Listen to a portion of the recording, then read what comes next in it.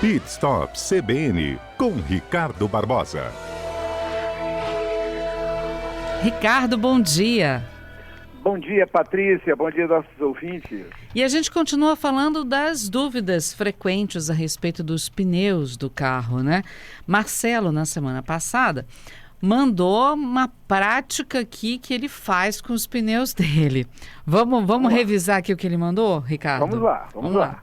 Olha só, Marcelo diz que ele nunca troca e nem nada de alinhamento, nem faz alinhamento no carro sem ter ao menos 2 semanas entre o procedimento e uma viagem maior. Que é para não ser pego desprevenido na estrada, onde ele pode não ter suporte, né? E ele já foi pego desprevenido numa dessas viagens e aprendeu a lição.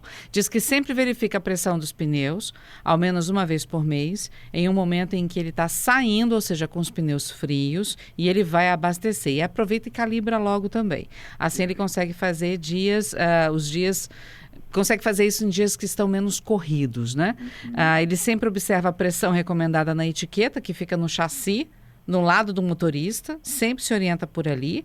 E ele comprou pneus que prometem mais silêncio e mais economia de combustível e, por tabela, duram mais.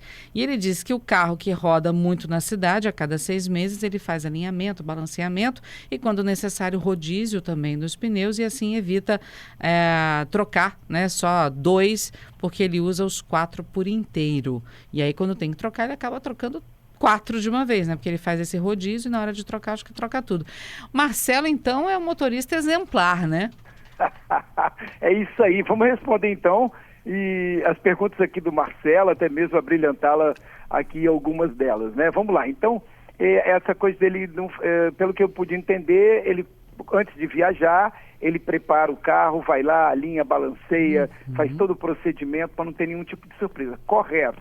Primeiro que ele está sendo muito sábio ao ponto de fazer tudo isso antes, com antecedência, calibrando, alinhando, balanceando, porque às vezes é uma viagem muito longa.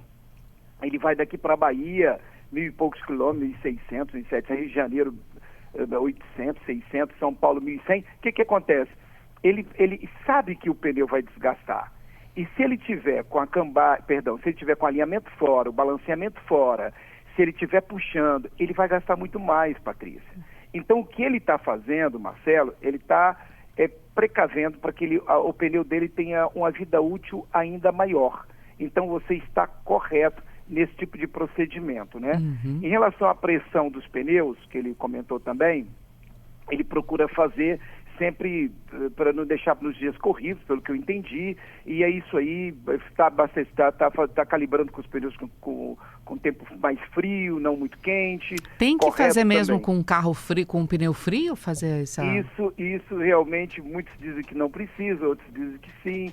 A pressão ela realmente muda com calor. Então, como ainda não tem nada demais você fazer com carro frio, com motor frio, com tempo frio, isso é quando você sai de casa. Então você vai fazer uma viagem, vai lá e calibra logo, pela manhã é o ideal, ou então à noite, né? Agora, num sol de meio-dia, o pneu está quente, ele vai dar uma pressão talvez um pouco maior, tá? Então você vai ter que ter esse cuidado. Então é importante que você faça eu ainda acho que com pneu frio é o ideal. Uns dizem que isso é mito, não tem nada a ver. Mas...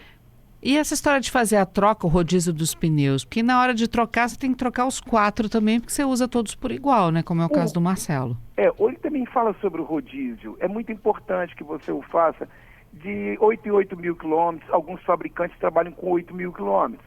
Então, deu 8 mil quilômetros, você vai fazer o alinhamento, o balanceamento, muitas vezes, com 5, com 8, com 10. Então, você ali nesse momento, geralmente as pessoas fazem com 10. É no segundo alinhamento. Você acaba fazendo o rodízio dos pneus. Isso faz com que ele dure um pouco mais. Você muda um pouco a banda de rodagem dele, você leva o dianteiro para a traseira, você faz um mix ali e funciona muito bem. Isso dá mais durabilidade ao pneu. Isso é muito importante. E ele também falou que comprou pneus com mais... um pneu um pouco melhor, mais silencioso, mais econômico. Eu gostaria até de falar um pouquinho sobre isso, em cima dessa fala do Marcelo. Existe um pneu que é tipo um Eco Plus, ele é um pneu que ele tem uma redução da resistência no rolamento do solo. Então, é um pneu com muita tecnologia, então ele resiste menos ao solo, Patrícia. Com isso, ele acaba sendo um pneu que dura mais, ele vai desgastar menos. Também existe um outro pneu que é o conforto sonoro. É um pneu que tem um novo desenho na sua banda de rodagem, que ele a cada extremidade dele, ele melhora as suas ondas sonoras no sentido oposto, resultando um ruído ainda menor. Então, isso tudo, esses pneus mais novos, com novas tecnologias, ele já vem diferente, ele já vem bem melhor. E também, em cima dessa pergunta, ele é um pneu com maior robustez, né? Ele tem maior resistência a impacto, a cortes, a picotamentos, ele tem maior durabilidade na sua construção, na geometria e na carcaça.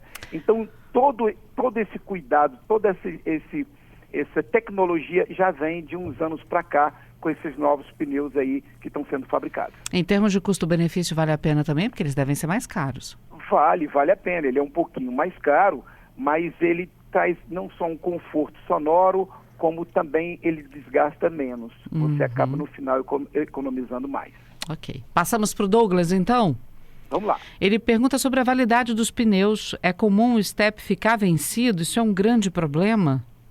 Olha, perfeita a pergunta do Douglas. Tem pessoas que rodam pouco com carro. Então, tem carros aqui que chegam na nossa empresa aqui com mais de 10 anos, Patrícia, e o pneu step, ele nunca foi ao solo. Ele está novo, mas ele já está com mais de 10 anos, 11 anos, 12 anos o carro tem. Esse pneu acaba ficando, ele não é apropriado para que você coloque ele em uso, diz o fabricante. Falando de tempo, se ele tem garantia, isto é, ele tem um prazo, tem sim, apesar de também ser um assunto polêmico. O que acontece? Existe, na banda de rodagem do pneu ali, ele tem uma tabela que fala sobre esse tempo, né? Uhum. Como é que funciona isso?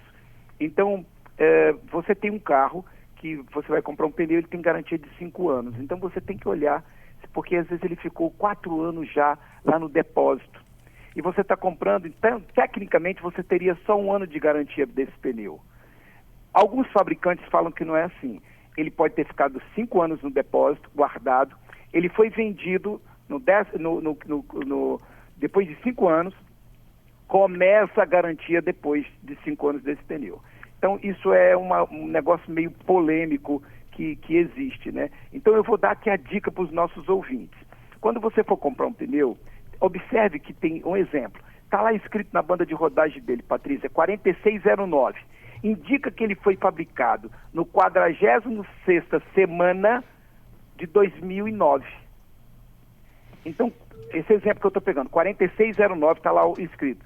É que ele foi fabricado na 46ª semana do ano 2009.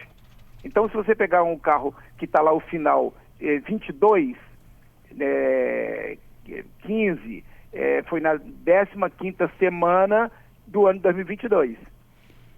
Isso é a fabricação. Isso está estampado no pneu. Dá para ver que tem lá essa condição, essa marquinha. Então, não recomendo você usar um pneu acima de 10 anos. Esse pneu ele já desgastou, ele já vai começando a trincar, o plástico, a borracha já não está mais muito 100%. Então, todo cuidado é pouco. Eu não recomendo você fazer grandes viagens com um pneu de mais de 10 anos de uso. E normalmente esses pneus que a gente encontra em loja, eles estão em promoção porque eles já estão nesse prazo aí de validade? Porque de vez em quando a gente vê umas promoções aí que fala, nossa, tá tão barato, por que tá tão barato? Boa fala. É isso aí. Às vezes ele pode estar numa promoção devido a esse tempo já está vencendo e aí o fabricante não quer ser responsável, não pode ficar com esse pneu dentro de casa, ele acaba fazendo uma mega promoção e soltando. Então, os nossos ouvintes aqui que escutam a CBN estão bem antenados, já vão ficar sabendo que tem lá no pneu essa marquinha. O primeiro número é a semana. o 09, 010, 011, ele vai embora. Ou 22, 23, 21, os dois últimos números finais ali, eles são ligados ao ano que ele foi fabricado. Então vamos lá, pegando aquele exemplo que você deu, 46, né? 46 são em média 4 semanas por mês, ou seja, o pneu foi fabricado em outubro de 2022, né? 46, 22. Justamente. É mais ou menos isso, né? É isso aí, porque nós estamos usando 52 semanas, então eles trabalham mais ou menos dessa forma. Ele não é grande, esse número é um número pequenininho, ele vai ali na condição, você me perguntar agora, qual a posição? Cada fabricante tem uma posiçãozinha que ele coloca, mas ele é visível, é fácil de você observar, ele tem a data que foi fabricada. Pode falar. Outra coisa interessante da semana passada, Patrícia, que me perguntaram, eu falei, eu vou trazer para a próxima semana, que é essa agora que nós estamos falando. É a tabela de carga e velocidade. Por exemplo, quando um pneu ele tem, um exemplo, 175, 70, R13, 82T. O que é o 82T? O 82 é a carga.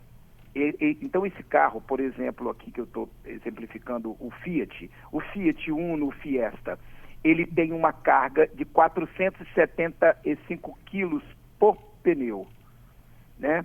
Agora, o T é a velocidade de 190. Quando você já pega um pneu de 82H, ele já tem uma velocidade de 210. Então a tabela é mais ou menos assim: 80, 450 quilos, 81, 462 quilos, 82 e aí ele vai. A tabela, o Q é 160 km por hora, é a velocidade máxima, o R 170, o S 180, o T 190, o H 210 e aí vai por diante, até seguindo uns pneus mais desses carros de premium que precisa ter um pneu mais largo e ele acaba correndo mais. Então eu precisava trazer essa tabela também para os ouvintes. Eles me perguntavam aqui o que é esse final aí, o 82, o 80, 88, o H, o final. O H significa, as letras significam velocidade no final desse número grande que tem e esses números são a carga. Lá no finalzinho do 175, 172, 185, 60, 40 e vai embora. Ok, vamos lá. O Renan, na semana passada, perguntou sobre os pneus que vão em rodas de liga leve, que eles tendem a ser mais baixinhos. Perfeito, Renan. Olha só, não muda muito. O liga leve, como já fala, o liga leve é porque essa roda ela é um pouco mais leve do que a roda de ferro. Ela é mais bonita, ela não precisa ter calota.